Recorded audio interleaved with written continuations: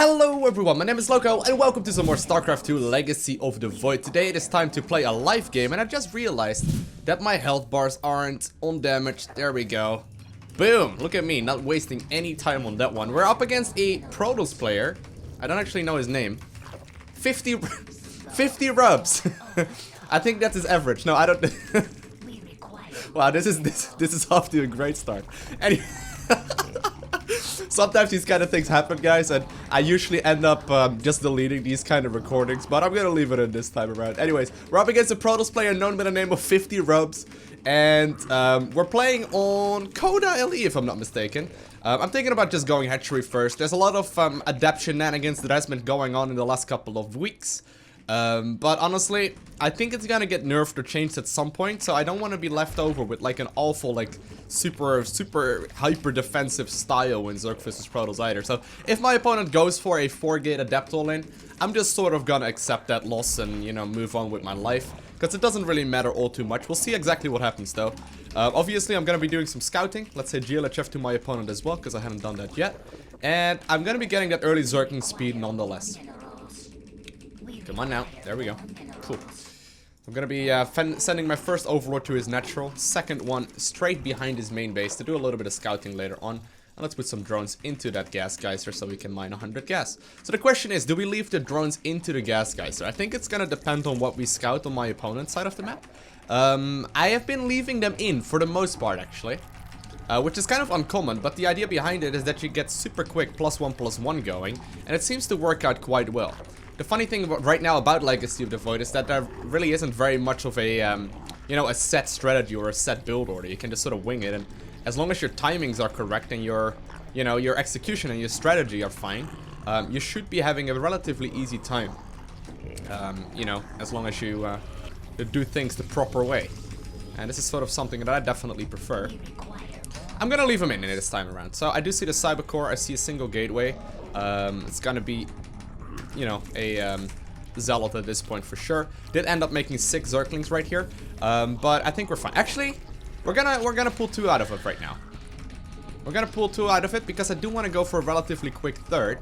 The reason for that is that my opponent obviously went for a super quick natural. Gonna use 2 Zerglings to scout around, see what is going on, and see if we can find any kind of proxy probing. All right, let me make sure that those guys are not on the hotkey anymore. And we're gonna add another queen, couple of drones, and then go for the 3rd base. So these guys are gonna have to scout around, see where that probe went. I don't really want to, obviously, you know, have him go down. 2 more gateways being added on. Are those 2 gateways? Ooh, they are.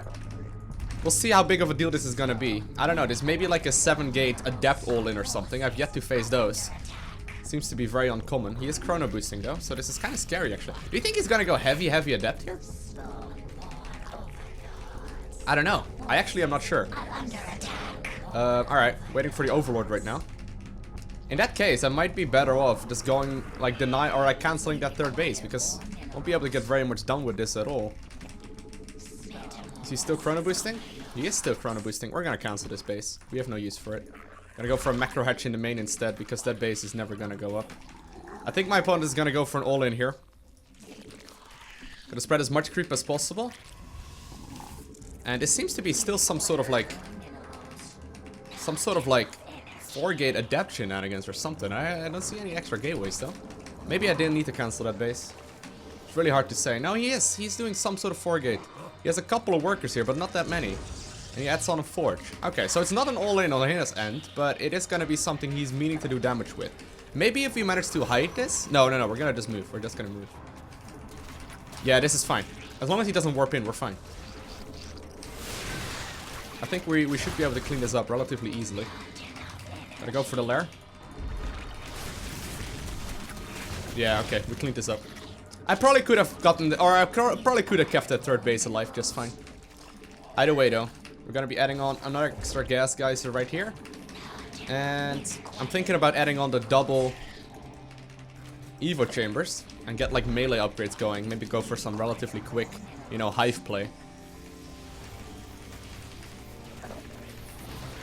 Oh, well, that's fine by me, sir. If we can get another sentry kill, that would be huge. Yeah, that's very good. Very, very nice. Okay. So that's a robotics facility.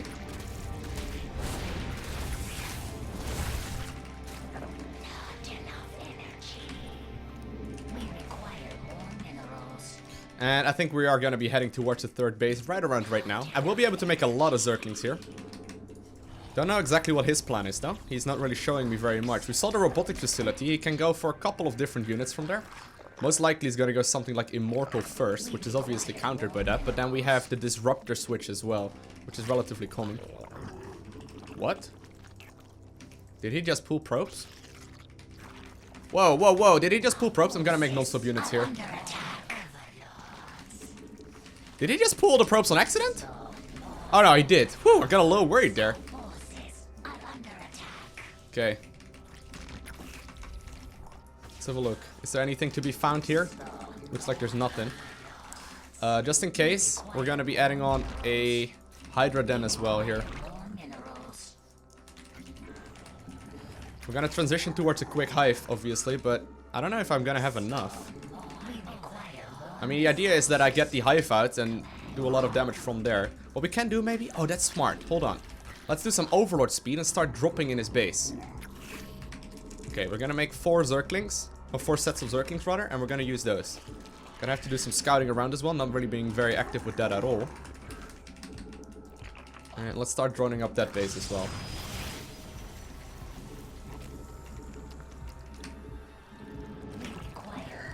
Okay.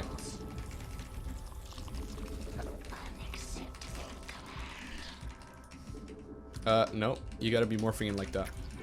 There we go. Ah, snap. I actually cancelled the upgrade. I made the upgrade in the wrong base. That's my bad. Well, that's fine. Okay, let's see if we can sandwich here. I mean, this is fine by me. Free Immortal? I'll take it. Did lose a bunch of Zerglings on the other end, though. My god, Immortals are tanky. You see that? That Immortal just stayed alive. Staying alive. Okay, no. Shouldn't be singing in videos. Alright, let's transition towards +2/+2. Just be as annoying as I can. Do we still have Overlord speed incoming? There we go, it's finally happening. And we're gonna be dropping as soon as my opponent moves out. I don't plan on facing him head on because we can't do anything face on or head on until Adrenal Glands is done. Okay, we're saving up a lot of gas. You can notice that, right? But it's actually kind of planned-ish, a little bit. I didn't actually need it this early, but the idea is that I switch it to a lot of Ultras and +3/+3 and Adrenal Glands since it's very gas heavy. Okay, let's run a Zergling in.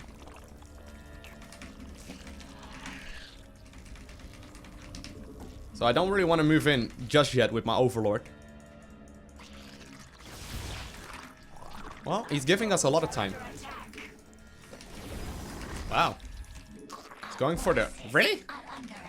Is he going for... Oh, okay, I was gonna say.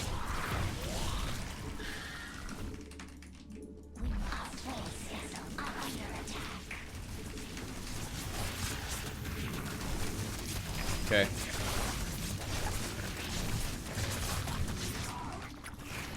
This may trigger him to push out, though.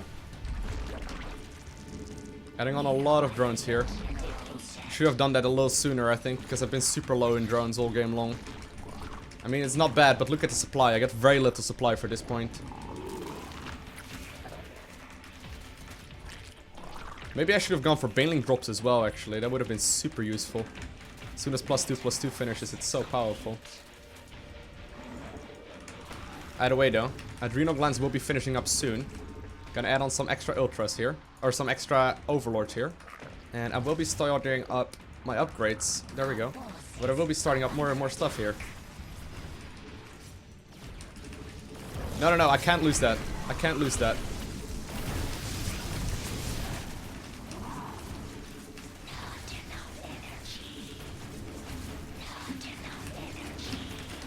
Not until my +3/+3 has started. So that's +3 started. That's +3 armor started as well. Okay, we're good. We can lose this now. This is fine. We made a replacement spawning pool already. We don't plan on doing anything else with this Hive. Well, at least for another little while. Gonna leave some Zerglings behind. Zerglings, once they have +3 and Adrenal Glands, they're extremely good at like defending drops and whatnot as well. Like they're just fine against it. Oh, well, sweet. Okay, I'm getting Ultras.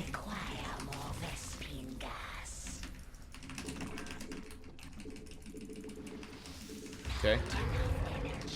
And I think I can clean up this fight. I'm pretty certain I can. As soon as Adrenal, or as soon as Chitinous plating finishes, I will be fine. Did have to waste all of my transfuse, sadly. But we're just gonna wait. We're just taking this super slow.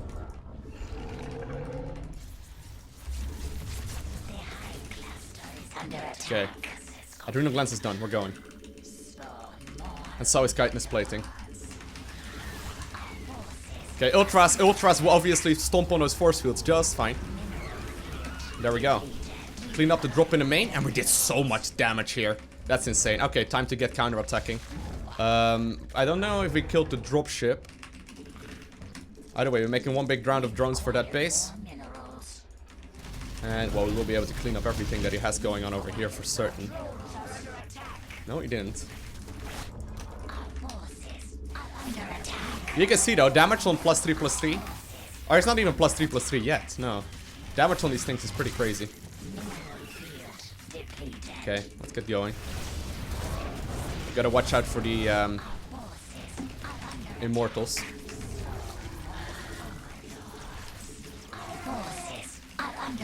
Okay, let's go. Immortals, come in! Advance!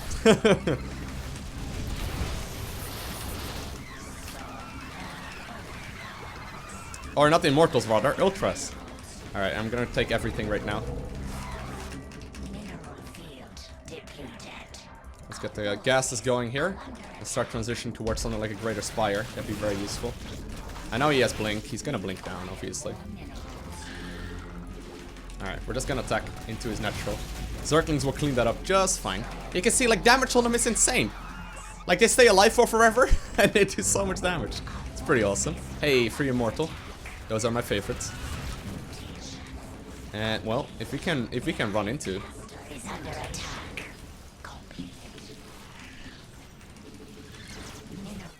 And my opponent doesn't say a thing and decides to leave the game. So sweet! Nice little game right here. Taking a massive risk early on, but just being super aggressive with Zerglings allowed me to be very annoying to him, and I probably could have actually used this dropping scenario a lot more. Imagine if I would have followed up this mid-game play, right, with some Bailing drops and mineral lines. I think I would have been so fine. Like, I think we would have been in a great position. Obviously, I did end up rushing for the Hive. And, you know, that was kind of a risk that I took. But I think I would have been able to just keep pushing him back with Bailing drops and whatnot quite easily. But either way, this worked out as well. I just sort of banked on the fact that my opponent didn't move out for another little while. But as you can see, Zerg can hold its own just fine in Legacy of the Void in the late game. Hope you enjoyed this video. If you haven't already, hit the like button. If you want to see more, hit the subscribe button. And I want to thank you guys all for watching. Have an amazing day. Do not forget to smile. And I'll see you in the next one.